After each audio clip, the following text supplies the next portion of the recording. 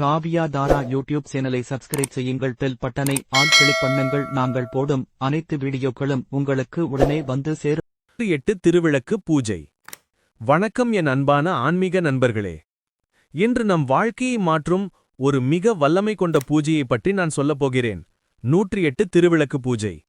இந்த பூஜை ஒருவரின் வாழ்க்கையிலிருந்து துன்பங்கள், தடைகள், சோகம், பணப்பிரச்சனை, வீடு அமைதி பிரச்சனை, உடல்நலம் குறைவு இதையெல்லாம் முற்றிலும் நீக்கி வெற்றி, வளம், சுகம், சந்தோஷம் கொடுக்கும். 108 திருவிளக்குகளை வாங்குவது. புதியதாக 108 விளக்குகள் வாங்குங்கள்.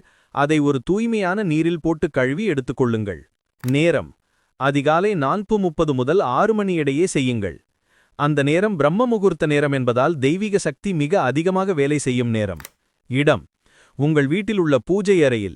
சிவன் படம் இருந்தால் வைத்துக் கொள்ளுங்கள், இல்லையென்றால் லிங்கம் இருந்தாலும் வைத்துக் கொள்ளுங்கள். பூஜையை துவங்குங்கள். அவை கிழக்கு அல்லது வடக்கு திசையில் பார்த்து தீபம் ஏற்ற வேண்டும். தீபம் ஏற்றும்போது, ஒவ்வொரு விளக்கையும் ஏற்றும்போது மனதில் மெதுவாய் சொல்லுங்கள், என் வாழ்க்கையில் தடைகள் நீங்கட்டும், வளம், பணம், ஆரோக்கியம், சந்தோஷம் சேரட்டும். மந்திரம் அனைத்து விளக்குகளையும் ஏற்றிய பிறகு 108 முறையும் சொல்லுங்கள், ஓம் நம சிவாய சிவாய நமோ நமஹ. மந்திரம் ஸ்லோவா நினைச்சு சொல்லுங்க. உங்கள் உள்ளம் முழுவதும் உணர்ச்சி கொண்டு சொல்லுங்க. கார்த்திகை மாதம் கார்த்திகை தீபம் வருவதால் இத்தீபத்தை ஏற்றுவது மிகச் சிறந்த நற்பலனை உங்களுக்கும் உங்கள் குடும்பத்திற்கும் கொடுக்கும். தீப வழிபாடு பல தடைகளை உடைக்கும். நினைத்த காரியத்தை உடனடியாக கைகூடு வரும். 108 திருவிளக்கு ஒரே நாளில்தான் ஏற்ற வேண்டும் என்று அப்பொழுதுதான் நீங்கள் நினைத்தது நடக்கும். இதை தனித்தனியாகவோ அல்லது ஒவ்வொன்றாகவோ 108 நாள் என்று ஏற்றக்கூடாது. 108ஐயும் ஒன்றாக ஒரே நாளில் ஏற்றி வைத்தால்தான் உங்களுக்கு சக்தியும் பலனும் ஒன்றாக கிடைக்கும். காரணம், ஒவ்வொரு தீபத்திலும் உள்ள சக்திகள் ஒன்றிணைந்து நீங்கள் சொல்லும் மந்திரத்தின் பலனும் கூட இணையுது. அது நீங்கள் நினைத்ததை கைகூடி வரச் செய்யும்.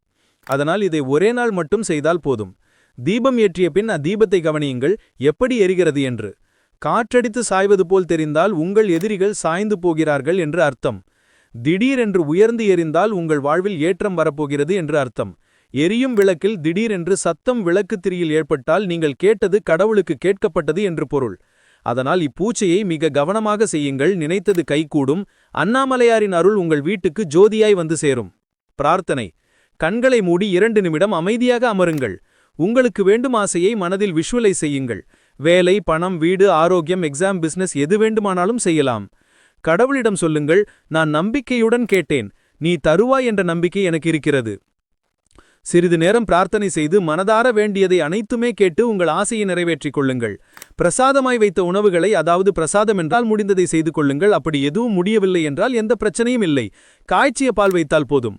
ஒருவர் இந்த பூஜையை நம்பிக்கையுடன் செய்தால் வாழ்க்கையில் மாற்றம் நிச்சயம் வரும். பலரும் செய்து மாற்றத்தை பார்த்திருக்கிறார்கள். உங்கள் வாழ்க்கை நல்லதாகவே மாறும். நான் உங்களுக்காக மனமாற பிரார்த்திக்கிறேன். உங்கள் வாழ்க்கை நல்லதாகவே மாறும். நான் உங்களுக்காக மனமாற பிரார்த்திக்கிறேன்.